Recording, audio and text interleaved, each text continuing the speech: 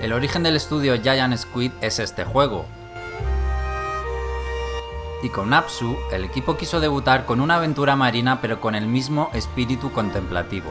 Con The Pathless, Giant Squid va en otra dirección, con una aventura de exploración con narrativa propia y pinceladas de acción, plataformas y puzzles. Y es curioso, porque es como si hubieran querido reducir Breath of the Wild a su mínima expresión.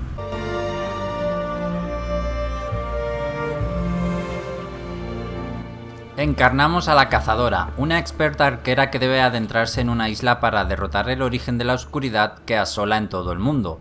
Allí, una deidad en forma de águila nos cuenta que antes debemos adentrarnos en 4 mesetas y despertar a los antiguos dioses, para ganarnos el poder capaz de derrotar a este mal.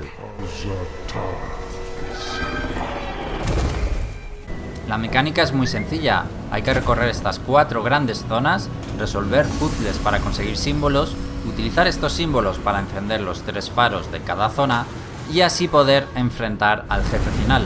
Y empezando por estos jefes, son sin duda alguna lo mejor del juego. El encuentro tiene una primera fase donde debemos darles caza, hay que estar en constante movimiento esquivando obstáculos y lograr acertar al enemigo en puntos clave. Tras esto empieza la fase de combate directo, pero no son un simple toma y daca, priman los reflejos, el intelecto y la memorización de patrones, muy similar a los jefes de la serie de Legend of Zelda.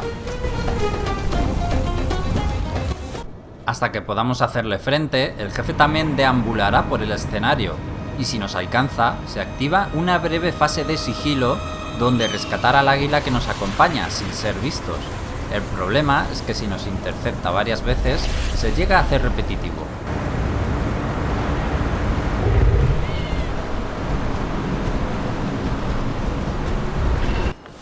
Cada meseta es un pequeño mundo abierto de naturaleza agreste y boscosa, sin demasiados cambios entre unas y otras.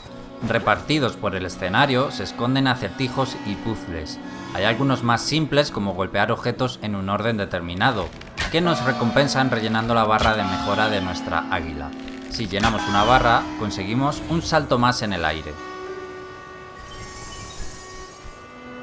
Para conseguir símbolos, debemos superar un puzzle más complejo que suele jugar con elementos del escenario.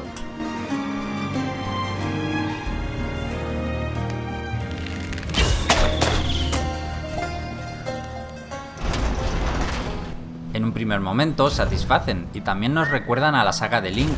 El problema es que al basarse todo en tirar flechas, hacia el final las ideas se resienten demasiado.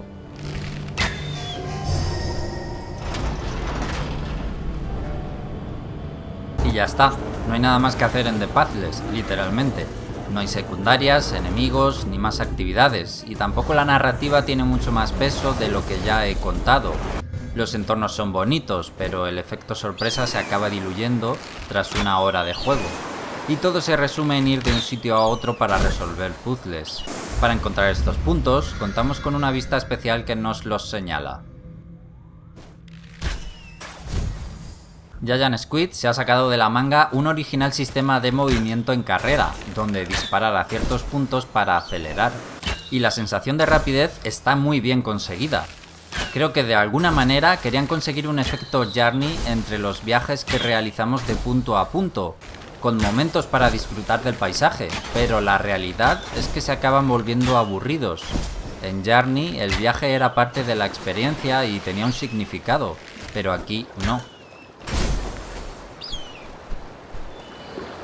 He probado tanto la versión de PlayStation 4 como la de PlayStation 5 y sinceramente no he notado diferencias, exceptuando algo más de fluidez en la consola más actual.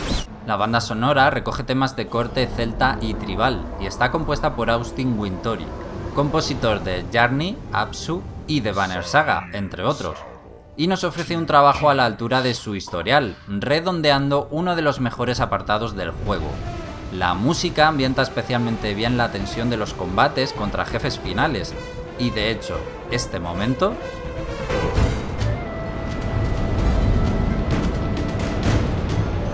me ha recordado a este otro.